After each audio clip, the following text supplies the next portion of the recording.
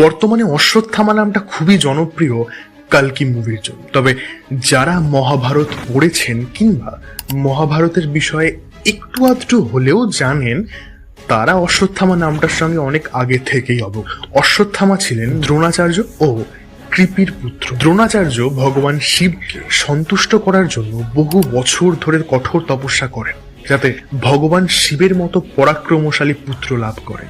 ভগবান শিবের আশীর্বাদে চিরঞ্জীবী হয়েছিলেন অশ্বত্থামা। ওনার কাছে ব্রহ্মাস্ত্রও ছিল। তিনি বীর পরাক্রমী ছিলেন এবং মহাভারতের বীর যোদ্ধাদের মধ্যে অন্যতম একজন ছিলেন। তিনি তার কপালে একটি মণি নিয়ে জন্মগ্রহণ করেছিলেন। তার ফলে ক্ষুধা, তৃষ্ণা, বার্ধক্য কিংবা সকল প্রকার রোগ থেকে মুক্ত করে থাকে, যা তাকে অমর এবং অজেয় করে তোলে। এইরকম আরো ইন্টারেস্টিং ভিডিওস দেখার জন্য আমাদের ইউটিউব চ্যানেলটি